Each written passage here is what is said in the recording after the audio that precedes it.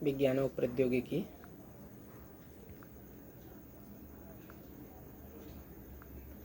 प्रकरण 1 गति के नियम।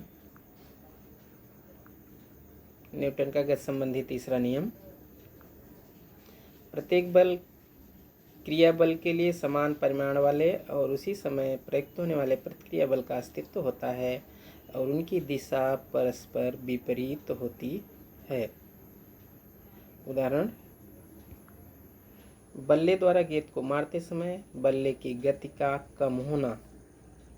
गेंद की गति तो ज़्यादा होती है, बल्ले की गति कम होती है। बल्ला जितना बल गेंद पे लगाता है, गेंद उतना ही बल बल्ले पर लगाती है, लेकिन बल की दिशाएं परस्पर विपरीत होती हैं। इसमें एक क्रिया बल होता है, दूसरा प्रतिक्रिया बल होता है। बंदूक से गोली दागते समय बंदूक का पीछे सरकना। बंदूक जितना बल गोली पे लगाती है, गोली उतना ही बल बंदूक पे लगाती है, लेकिन बल की दिशाएं जो है विपरीत होती हैं और गोली तो काफ़ी आगे निकल जाती है, लेकिन बंदूक जो है खाली थोड़ा सा सरकती है।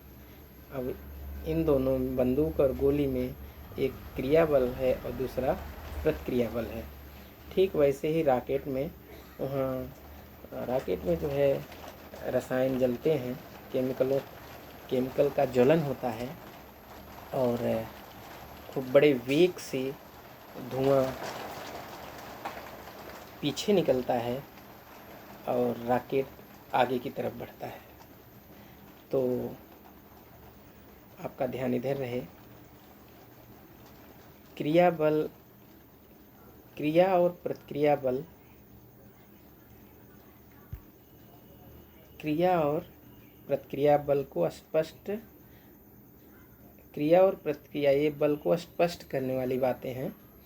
ये बल जोड़ी द्वारा ही प्रयुक्त होते हैं। बल स्वतंत्र रूप से कभी भी अस्तित्व में नहीं रहता। जोड़ी द्वारा मतलब जब क्रिया बल रहेगा तो साथ में प्रतिक्रिया बल रहेगा। अलग अलग नहीं कि खाली क्रिया बल ही आएगा या खाली प्रतिक्रिया बल ही आएगा लगेगा। क्रिया बल और प्रतिक्रिया बल एक ही समय कार्यरत होते हैं, एक ही टाइम पे। नहीं कि क्रिया बल लग गया तो बहुत देर बाद या बहुत समय बाद तब प्रतिक्रिया बल होगा, नहीं। एक काम है तुरंत होता है। एक क्रिया बल एक जो है बस तो क्रिया बल लगाए तो दूसरा प्रतिक्रिया बल। क्रिया और प्रतिक्रिया बल विभिन्न पिंडों पर प्रयुक्त होते हैं, यानी कम से 2 पिंड का होना जरूरी है। जैसे बल्ला और गेंद 2 पिंड हुए। जैसे बंदूक और गोली, एक क्रिया बल तो दूसरा प्रतिक्रिया बल प्रयुक्त करते हैं, यानी विभिन्न पिंडों पर, एक ही पिंड पे नहीं। या बंदूक पे है या ही गोली रहे या बल्ला ही रहे, खाली वे एक ही पिंड पर प्रयुक्त नहीं होते। इस कारण ये बल एक दूसरे का प्रभाव नष्ट नहीं करते।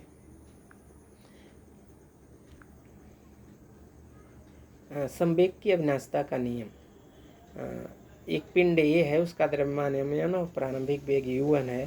तो आपको पता है कि ए का जो है प्रारंभिक संवेग m1 u1 होगा, क्योंकि संवेग का सूत्र है द्रव्यमान गुणे वेग।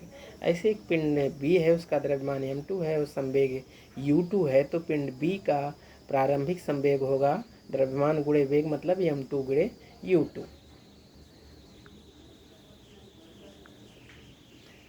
संवेग के सूत्र के अनुसार पिंड ए का प्रारंभिक संवेग m1 u1 और बी का प्रारंभिक संवेग m2 u2, जिसमें दोनों पिंड की परस्पर टक्कर होती है। जो ए और बी 2 पिंड हैं, उनमें जो है परस्पर टक्कर होती है। तो उस समय पिंड ए पर पिंड बी के कारण बल F1 प्रयुक्त होकर, यानी बी ने ए पर बल लगाया तो क्रिया बल हुआ।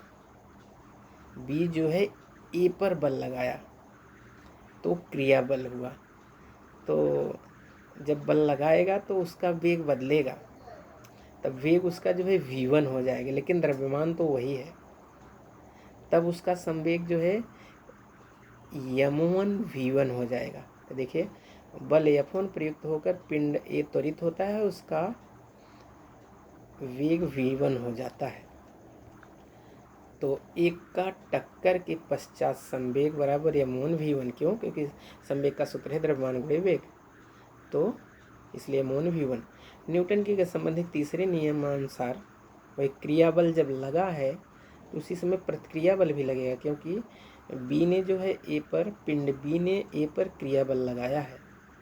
अब ए जो है बी पर प्रतिक्रिया बल लगाएगा, यानी बी ने ए पर F1 बल लगाया तो ए जो है बी पर F2 बल लगाएगा। देखिए, तो ए भी पिंड बी पर समान बल विपरीत दिशा में प्रयुक्त करता है, यानी जितना ए बी पे लगाया उतना ही बी ए पर लगाया। उस समय उसके संवेग में परिवर्तन होता है और उसका वेग v2 हो जाता है। तो संवेग नहीं, यहाँ वेग होना चाहिए, वेग में परिवर्तन होता है। तो पिंड बी का टक्कर के पश्चात संवेग m2 v2। यदि पिंड बी पर बल F2 प्रयुक्त होता है तो दोनों बल तो समान हैं, लेकिन दिशा विपरीत होने के कारण, देखिए क्या लिखा है यहाँ कि F2 बराबर माइनस F1, बराबर माइनस F1। तो अब F बराबर m में होता है। जब यहाँ F2 है तब यहाँ M2 A2 होगा, और जब F1 होगा तो यहाँ M1 A1 होगा। वही मान रखा गया है इधर। तो यह F की जगह F2 है इसलिए M2 A2, माइनस जगह माइनस, F1 है इसलिए M1 A1, और M2 की जगह M2 है, M1 की जगह M1 और माइनस जगह माइनस। लेकिन A2 ये जो है त्वरण है, और त्वरण का सूत्र है या E बराबर V माइनस U बटे T। तो जब यहाँ A2 है तो ये V2 और U2 हो जाएगा, और जब यहाँ A1 होगा तो यहाँ V1 और U1 हो जाएगा। वही यहाँ बदला गया है, V2 माइनस U2 बटे T, यहाँ V1 माइनस U1 बटे T। तो दोनों तरफ T से गुणा करेंगे तो ये T से कट गया, इधर T से कट गया। अब बिना T के दोनों तरफ का उतार लेंगे, बिना T के।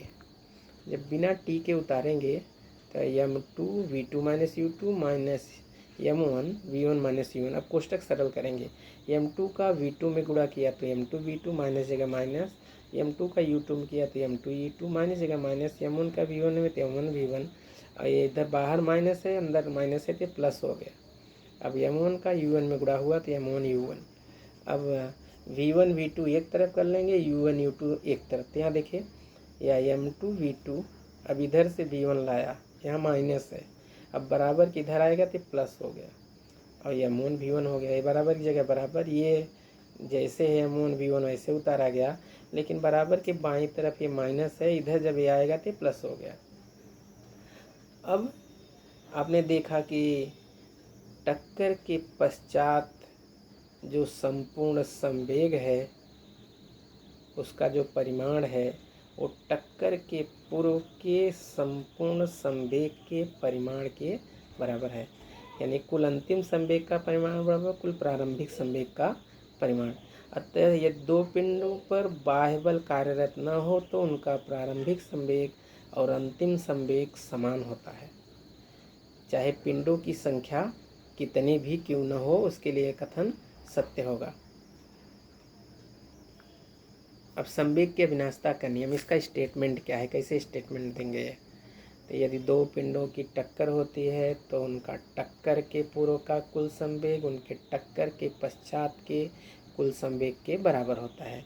अब देखिए इसका उदाहरण, जब द्रव्यमान M1 की गोली द्रव्यमान M2 की बंदूक से दागी जाती है तब वेग से जाते समय उसका संवेग M1 V1 होता है, और गोली दागने के पूर्व बंदूक गोली स्थिर रहने के कारण उसका प्रारंभिक संवेग शून्य होता है और कुल संवेग शून्य होता है। गोली दागने के पश्चात उपयुक्त नियमानुसार कुल संवेग शून्य होता है। तो गोली आगे जाने के कारण बंदूक पीछे की दिशा में सरकती है। इस सरकने को प्रतिक्षेप कहते हैं, और बंदूक प्रतिक्षेप वेग से ऐसी पद्धति से सरकती है कि M1 V1 बराबर M2 V2 बराबर 0। तो ये जो है M1 जो है M1 गोली का द्रव्यमान है, तो ये गोली का अंतिम संवेग है, ये बंदूक का अंतिम संवेग है। और ये टक्कर, जैसे वहाँ पढ़े थे, टक्कर के बाद का संवेग और टक्कर के पूर्व का संवेग। तो पूर्व मतलब प्रारंभ में जो है वेग शून्य है, इसलिए प्रारंभिक जो है संवेग शून्य है। अब ये जो प्लस है इधर राइट में जाएगा तो माइनस होगा, माइनस होगा तो v2 की जगह v2 रहेगा और m2 इसके नीचे चला आएगा।